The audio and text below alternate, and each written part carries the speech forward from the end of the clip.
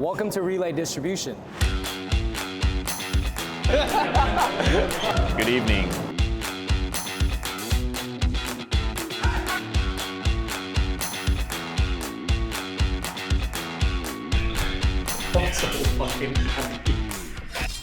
Welcome back to the Relay Distro channel. Today we're going to do a Q&A. We've been getting a lot of questions on the channel, on our Instagram, various places about multiple things. So Daniel and I are going to sit down today and we are going to go through and answer some questions and hopefully provide some value or insight for you all. So the first question we have is, what are some tips and tricks for starting a fulfillment center or 3PL, which is a third-party logistics? A few things. So if you're just starting out, I would say the ultimate thing is to have a plan. So you want a plan of action. What are your goals with the company? Who are your target clients? With Daniel and I, we had a very specific niche of clients we were going to look for, and that was influencer-backed brands. So Daniel and I have a heavy background in e-commerce with influencer-owned brands. So we felt like our knowledge kind of resonated or sat in that space. So that's the route we decided to go. And I would say you definitely need some sort of knowledge in the industry or clientele that you're going to pursue, because you definitely need to be able to connect with them and, sell yourself to them, so to speak. And that came really easy for Daniel and I in the influencer space. Not only do you need knowledge in the client industry or whether it's beauty, cosmetics, clothing, whatever you're kind of going after, you also need to have knowledge in logistics and 3PL, which will be the bulk of your business, right? So you need to know how to navigate softwares. You need to know how to ship correctly. You need to know when to use what sort of methods. You need to know how to manage a whole team of people. You need to know how to set up a warehouse. You need to know how to receive goods. So you kind of need to know pretty much the full realm of logistics and shipping. I think this is a very difficult business to just jump and dive into with no prior knowledge or experience. I was fortunate enough to build that experience through building another e-commerce brand and doing their distribution and shipping pretty much from inception to multi-million dollars. So with that background and Daniel's background and network, we felt like we had a really good combo of knowledge and really just a great system for a path forward with relay distribution. So that's why we chose to do this. So, it's not easy to just give tips and tricks on, oh yes, this is what you need to do to start this and this. It's actually pretty complex. It is not an easy business to do. So if you're looking to just jump in and don't have any background or knowledge, it's going to be very difficult.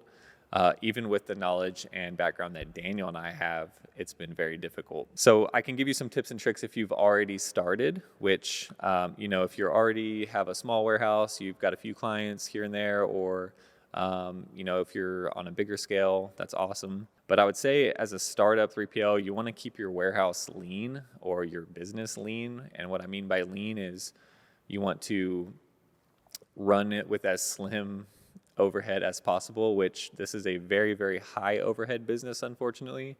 When I say overhead, I mean things like rent, equipment, employees, software, multiple things that obviously cost money when running the business. So you want to keep those costs and expenses as lean as possible. And the way we were able to do that was just dumbing down our system. Obviously, we had a higher investment with the WMS system, which I will talk about that after this. But you want to dumb down your system and make it pretty much easy for anybody to learn and come in and just pick up right away. So the easier that is, the less time you'll spend training people. the less time it'll take to ship out orders. So you want to be very efficient and very lean. And one of the ways you can do that is by optimizing your warehouse and dumbing it down for people to understand. And I don't say that in a way to disrespect anybody, but you want to make it as simple as possible to understand and pick up.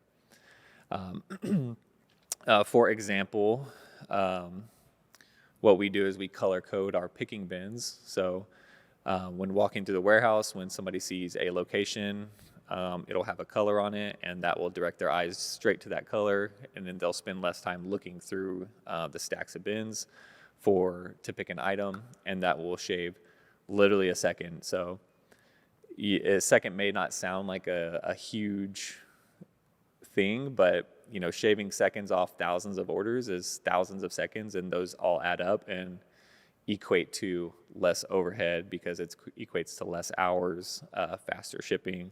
So, as you scale, little things like efficiency in seconds really, really start to add up. So, one way you can do that is by optimizing your warehouse. Another thing that you can do to kind of help yourself remain lean or save costs, and this is what we did, is a lot of companies like UPS and FedEx will have technology credits. I know we talked about this in one of the videos, but they will provide you a allotted stipend and give you a connection to a technology partner that they have, and they will pay for stuff like some shipping softwares, they will pay for printers, they will pay for scales, laptops, all of these things that you're going to need to start up a business in the 3PL industry. So we definitely utilized that, took advantage of that. All of the printers and laptops and everything in our warehouse are paid for by UPS. So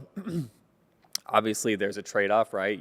We have a certain amount of shipments that we need to ship with UPS per month, but you definitely can benefit from that if you don't have a lot of starting capital, which Daniel and I did not have a lot of starting capital, so we had to get creative in things that we can do. Another thing is using a credit card that provides points for business expenses. So for us, we use an American Express, which provides 4 times points for a certain amount of spend for shipping. So we've already capped those points out because we ship and pay for it solely on that credit card. But with those points, they add up very quick as well, and then in turn you can turn around and use those points to purchase things like we used ours for business trips, but you can also use it for technology or printers or things like that. So it's just another kind of avenue you can take to, again, reduce your overhead by whether it's $1,000 or $2,000. That could be a huge jump for a business just starting out. The second most common question we have is, what WMS system do we use? So we use a system called Ship Hero. The reason I went with Ship Hero is because it is a pretty well-rounded management system, and it has a lot of features tailored specifically for fulfillment centers or 3PLs. And that includes things like billing clients for orders, managing their accounts. Each one of our clients has their own specific Ship Hero account that we can kind of navigate through, find orders easily, track inventory, input inventory. Our customers can create purchase orders for receiving for us. So it's a very well-rounded, pretty user-friendly software. So it's been great for us. It is on the higher side. It costs about $2,000 a month for a 3PL account. It's cheaper if you're just shipping one company, or if you're a standalone company doing your own orders. It is cheaper if you go that route, but obviously a well-rounded, fully encompassed software will be a little bit on the pricier side. So we are using that now. We do have plans in the future to kind of branch off and create our own software in-house as we scale and grow our business, but this is a great software for us to use right now in this stage of our business, and we will continue to use it for, as long as we'll continue to use it until we make our own, say. So I would look for systems, software systems. There's another one called InfoPlus. You can use it. They have a good 3PL feature. We were actually exploring that one as well. So you can kind of compare what, you want to see what kind of clients you have, what types of work you're going to be doing, whether it's like B2B or B2C, which is either, shipping pallets or shipping small packs to customers. There's a lot of different softwares out there that can pertain to your business. You just want to kind of explore everything, which is what I did. I definitely did my research very thoroughly and made the best decision for our business. If you are not a 3PL and you're just shipping your own orders like in-house, or if you're using Shopify, Shopify has a great system that you can just print labels from and pack orders. Or there's another one called ShipStation. ShipStation is pretty user-friendly, pretty easy. You connect it to your store, import the orders, and then print them out. I personally would not use either of those. Well, you couldn't use Shopify for fulfilling other clients' orders, but you could technically do it with ShipStation, but ShipStation is very manual. You can set up scanning, but there's no like picking and separation of brands and things like that. So it could get very messy very quickly. So I would not recommend that for a 3PL. So check out Ship Hero. It's great. It's all automated. You can run orders from your phone, connect scanners. You can do a lot with it, and you can also customize a lot with it. So yeah, check it out.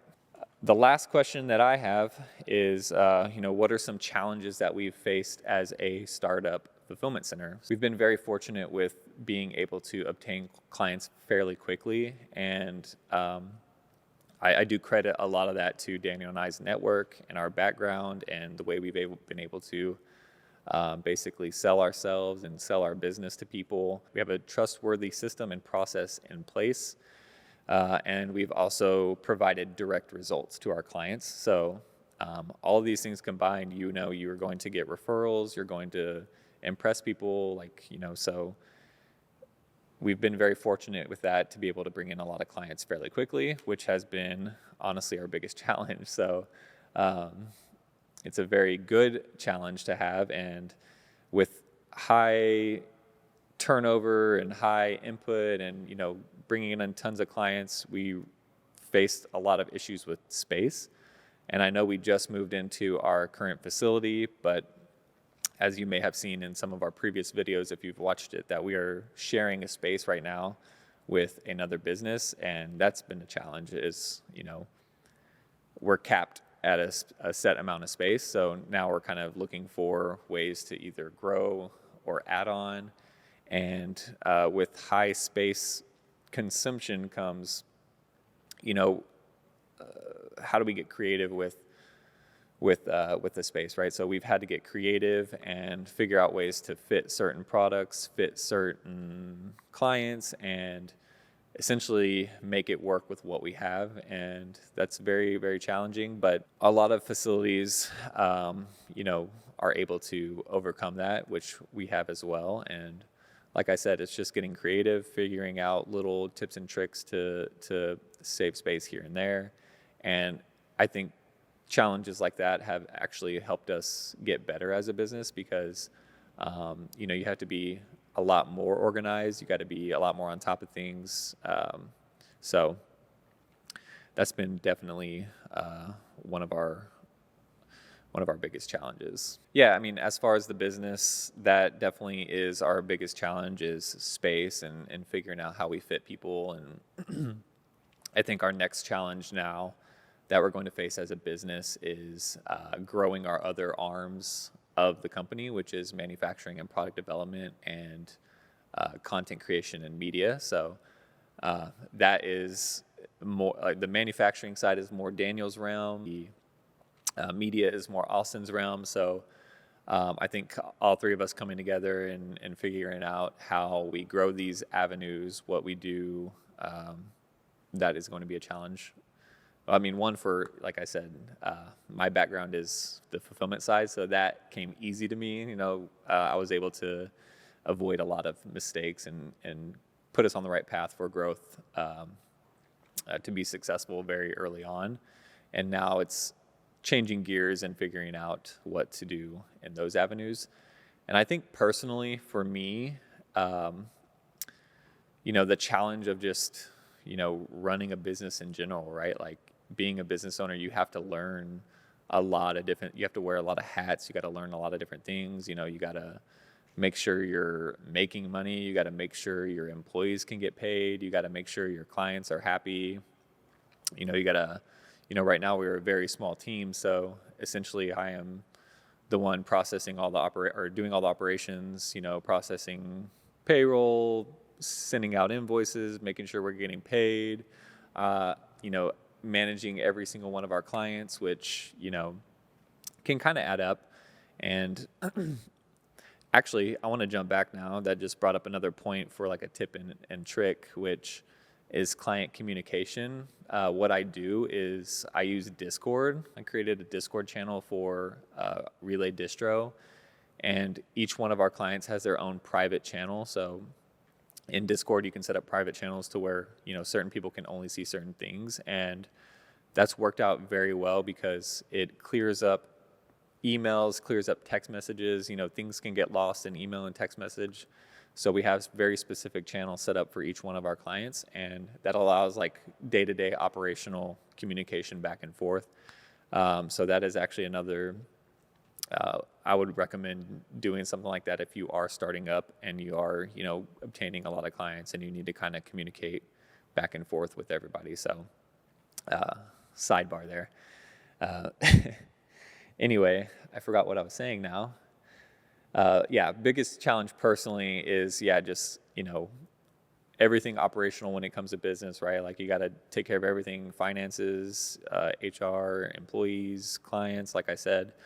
And that is pretty challenging because, I'm not an expert in any one of those things. So just learning how to basically keep us on the right path, make sure I'm making the right decisions when it comes to a lot of things, and obviously trusting Daniel and Daniel trusting me to make these decisions is, I think, a challenge on its own. So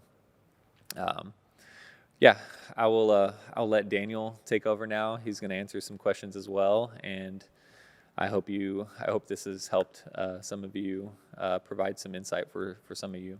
So one of the most frequent questions we get asked is, how did we obtain all of our clients? And that's kind of one of the reasons why we opened this business, because Derek and I have been in this industry, the fitness industry, for 7 years, almost 8 years. And we built a very good reputation in the industry to, I feel, not only be like just good people in the industry, but also like build good rapport with the things that we do. So with obviously what Derek built with a company called Alpha Elite Athletics, the distribution side, I think it just made sense for us to build a fulfillment center complementary with the brands that we also owned ourselves. And initially it wasn't going to be a separate business. It was just more so like, okay, we're going to fulfill for our brands, and then we're also going to be fulfilling for the brands that I was building outside of Relay, or before Relay distribution was even formed with Derek and I. I can't give you a direct answer when it comes to that. It was like more so people just saw the things that we were doing, and just posting it on our story, or just making feed posts and then doing the YouTube. And then our friends actually just reached out to us because they have their own brands. And then the second part of that question is, how do we get new clients into this business? And that was a more difficult thing, right? Because when building a new business, you're not sure where to get these clients, right? You can only leverage your network for so long, because some people are already at a fulfillment center, or they are happy with what they're doing, whether it's in their garage or whatever that may be. And then they'll probably go to a fulfillment center years later. And so you can't really wait for these people. So with a new client perspective, obviously we built a YouTube channel, and we were posting on Instagram, and just honestly, what I was doing was I was just reaching out to brands on their personal page, or even TikTok shop. That's what I do. I'll go to TikTok and I'll scroll. Like I have a method now. So TikTok shop is so big now, and it shows you like when they're doing their lives, they are packing orders, and you can mostly tell like where it's being done, whether it's a warehouse or the garage or like a storage unit. And we just started reaching out to people, or I just started reaching out to people, just asking them if they needed help.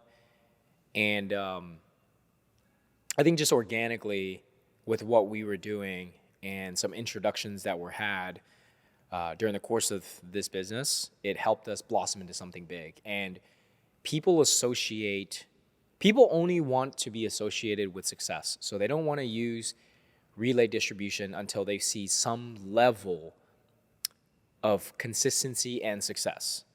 So the more we post our clients, the more we talk about our clients, the more we talk about the process, the more often you'll get leads. We didn't have a method initially to get clients. We were just like, let's just do what we do and let's let others see our passion behind this business. And hopefully it blossoms into something better, and which it has. It's been a very big blessing for us.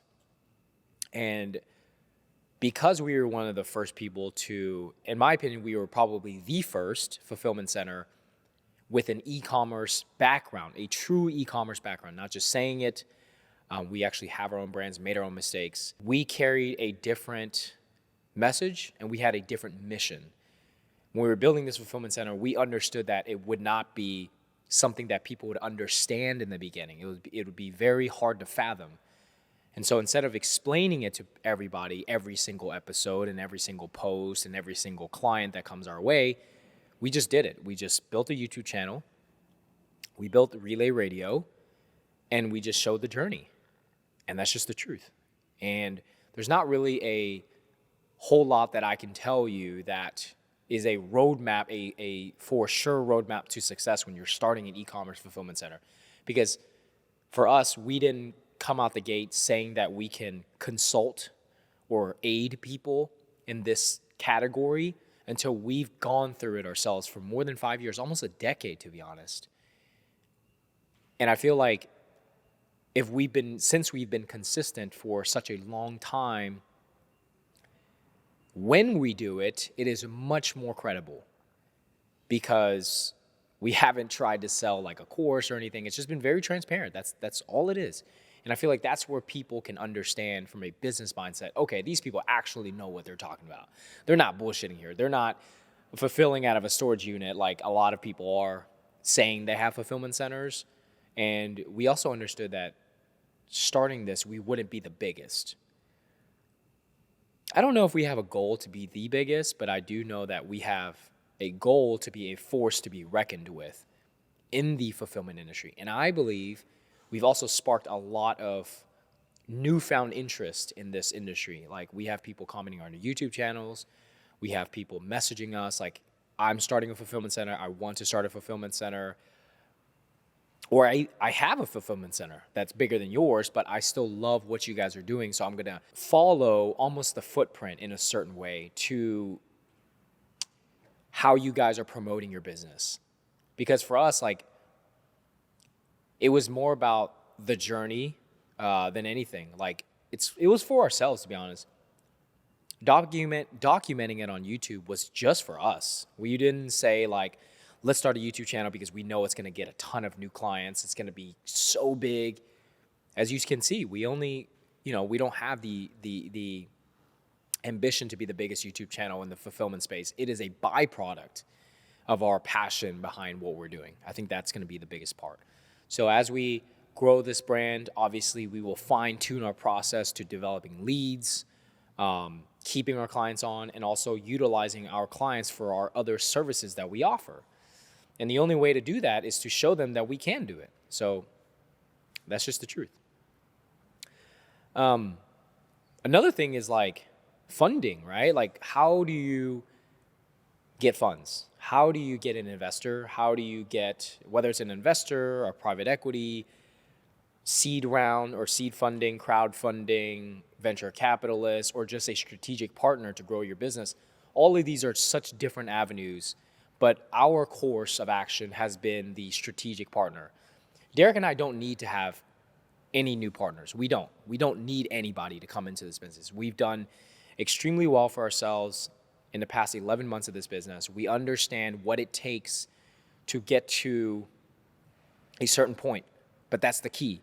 We know that we can only get ourselves to a certain point. So who is this strategic partner that we know can expedite our process to get where we want to be? Even though we haven't gotten to where we know our max potential is without a strategic partner, we know that with him, we'll surpass that a lot quicker. So this individual actually found us. And not a lot of people will be in the same situation that we are. They won't, maybe not a lot of people will have the same blessing that the strategic partner finds them. And, my thing is, if you have a business that is doing well and people can see that you are consistent, people can see that there is a set mission, a goal to be accomplished, and you're working towards that and you're working expeditiously to get there, the investors will find you. That's just the truth. In the world of business, when you get to a certain point of success, you're noticed by a lot more people than you think, whether you have a social media or not. Trust me, you are definitely way more noticed than you think. But in the startup phase, like I said earlier, people only like to be associated with success. So you're not going to have a venture capitalist or a private equity firm or a strategic partner with a ton of funding to come to you right off the rip and say, I want to dump $1 million into your business so you can utilize it. They don't even know what you can do. They don't know your capabilities. So with our vision and why I say we are the true pioneers of this space, and I will say that confidently for a very long time unless I'm proven wrong, the true business owners that have been doing it for a long time can spot that very early on. They can see the things that we're doing. They can see how we're doing it, and they can see the efficiency at which we operate at such a small pace. And 11 months ago, 10 months ago when we started this business, I was saying in the previous videos, there were days where we had 0 orders. And we told people we had no orders. We had to tell people we didn't have to. We didn't have to do any of that, but we chose to because we know that there is value in transparency. And I feel like that's where the upper echelon individuals will see the value because they're like, okay, if these guys are sharing the vulnerabilities of their business, imagine what they can do when they have the right partners side by side with them to grow to unfathomable size. And I'll take this company ShipBob, for example, right? ShipBob is a very well-known fulfillment center. They've been doing it for almost 10 years. Again, that's the crucial mindset, is not even 10 years. 9 years ago, their very first round of funding brought them $150,000. Guess what, guys? They are now generating $500 million a year in revenue. They only do fulfillment. They've never stepped into anything else. So we know the capabilities are there, and there's more and more fulfillment centers that are popping up day by day. And the truth of the matter is, probably, I'm going to be spitballing here, but majority of them, when I say majority, I probably mean like 90% of them, have no fucking clue how to run an e-commerce business. They know how to run a B2B business and a fulfillment warehouse logistics style 3PL, 4PL business, but they don't understand the struggles that we faced as true small business e-com owners. And that's where we know for a freaking fact we set ourselves apart. We've done it, tried and true in our own businesses, for other people's businesses, tried and true. Whether successful, not successful, that's unimportant, because the thing that comes out of that is the learning lessons that you have faced. All the mistakes, all the successes. Like, you're not going to grow a business if it is successful all the time. You only can grow this business or any business if you're constantly having mistakes that you learn and you can grow and evolve from. So the strategic partners are coming to us. They came to us, keep in mind. They're going to help us alleviate all of these mistakes, majority of the mistakes that we know from a internal mindset. we would have probably made. And then their pool of very deep networks can really help us escalate our business. And one of the most important things with taking on a strategic partner, investor, venture capital, private equity, whatever it may be, never change the vision of your company that you have built it upon. That's so important, guys. Like, it is so important. And one of the key elements to making this deal successful that we've been negotiating for over 2 months now, Derek and I hammer that nobody will tell us how to run our business, and no one will change the vision of our company. They can help us alter the structure in which we operate, but they will not change how we treat our people and how we can grow this business into what we know we can. Also, one of the key questions is like, how do we develop our pricing? That's really important. So there's a couple components to our business. There is the fulfillment side, there is the manufacturing side, product development, there is our media side, and then there is our photography studio side. For the fulfillment side, I think it's pretty simple. We kind of look to bigger fulfillment centers and seeing what their pricing models are. Every fulfillment center kind of has a different pricing model. So we gauge it to where in the beginning we make it as simple as we can. We don't know our operations to the second or to the millisecond like these multi-million-dollar, 9-figure fulfillment centers do, or multi-billion-dollar companies. They have their operations nailed down to the millisecond. So they know exactly how much money they make and how much money they spend every second. I think we are getting that. We are definitely getting there very, very soon, because every single month we have been growing 15%, literally every single month, at least 15%.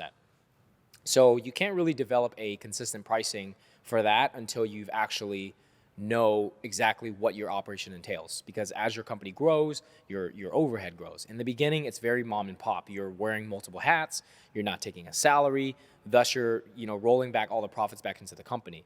But what happens when you have like 10, 20, 30, or even 5 employees? Your overhead increases, right? Your salaries, your insurance, your clients, like the packaging, like everything increases, right? So we're still fine-tuning that, and we will probably be changing our pricing structure next year to help us be more competitive. Not only be more competitive, but also like profit in more categories than just picking and packing. The next one is manufacturing, which is my specialty. I look to kind of different middlemen product development companies across the US, and everybody's very different too, right? It's like there's so many different models. There's a cost plus model, there's a retainer model, there's an hourly model, there's a retainer plus hourly model, retainer plus percentage model on top, cost plus, whatever. There's so many models. So I take, the last thing we want is for our company, like the product development side, to be a money grab. Because ultimately, the success of the client is, our success is determined upon the success of the client. So if we charge an exponential amount for our clients and their product cost is way too high, they can't make profits, our fulfillment suffers, they can't keep us on retainer, we lose that client completely. Their business goes under. So we try to be a little bit understanding. We kind of look to each client and see what they can afford. We give them different options. And then, I've been doing this before Relay, so I kind of base it off of like how much money I made in a whole year, and I can kind of divide that by how many hours there are in a year based on how many hours I worked. So that can kind of give me a range of like how many hours I worked, like what I should charge on an hourly basis. So normally like it's like $250 to $300 an hour is what I would kind of equate my time to be. But I don't like to do hourly because I feel like that's very unfair. There's a lot of like wishy-washy type stuff. Like it's like the lawyer model. Like everything is on retainer and then they take it upon like an hourly basis. Don't like that. So that's another thing too, right? As our team grows, our overhead grows, and so will like the demand grow for our business. So there's certain levels that we are increasing our pricing too. We're being way more selective in who we take on, and then we're increasing our pricing. And then you'll also find that as you increase your pricing, you'll get more clients. That's just the truth of the matter. But you can't just increase your pricing if you don't know what the fuck you're doing. You got to have some level of expertise. And I think that is crucial. Like, I've been doing this for 7 years. That's how I confidently can say I can do product development. Built the manufacturing relationships, made my own mistakes, no fabrics, no construction of the garments. Those are so important. And then also like educating our clients too. That's a key component to getting a value-based pricing as well. So when you have value-based pricing, you're able to say, hey, we're also giving you value. We're teaching you how to read your garments. We're teaching you how to choose the proper fabrics. What is the right idea for your actual product to ensure the durability? That goes way farther than just a retainer base. So that's a huge thing. The media side, that's all Austin. You know, we go to him. He kind of tells us like what he thinks he should charge, and we kind of base it on like what the industry is charging. But there's such a wide range of media development across the space that like some people will charge for 50 photos, some people will charge $3,000, and some people will charge $500. So the level of expertise also is very much consistent with like what you can charge. Austin's been doing this for a very long time. We have proved that we can develop very good media probably with any product that we shoot. You know, like even two-dimensional products we can make appear pretty three-dimensional, and we'll transform clients. And that's a learning curve too, right? We're growing that space, growing the demand for it, but also learning what each client wants and helping them tell them that what we think is also best. So really just working together. And again, that's value-based pricing. So the photography studio, we just want a very exclusive studio. We want people who can really afford to be able to rent a higher quality, cleaner studio rather than a $30 studio that's literally down the street. There's 10 studios in a 5-mile radius around us. Everybody's charging $25, $30, but you get what you pay for. And for us, it's like, we'd rather have less clients and make more per client than having so many clients walk through this place and absolutely wreck this place. And then that kind of brings down the value of our studio. So hope you guys learned something from my questions. You know, we are very transparent in our process. And as we grow this, you know, our answers might change from time to time, but it's been pretty consistent across these 11 months to be able to service our clients and like, you know, make money as a business too, to grow this business. So, oh yeah. So with all the questions that Derek and I helped answer, these are probably the most asked or the most generic, the most common questions. But as we go on, I feel like people are going to have a lot more detailed questions for us. So hopefully we can answer more and more as our channel grows. If you enjoyed this video, please don't forget to like, comment, share, subscribe. Comment some questions. If you guys have some questions for us, ask us anything you guys want to know. Ask us some questions. We'd love to just see like what our viewers are even wondering about. I don't think there's a such thing as a dumb question unless it's completely left field. But yeah, ask us some questions and we'd be honored to answer your questions. So we'll see you all in the next YouTube video. Hope you enjoyed it. Have a great day.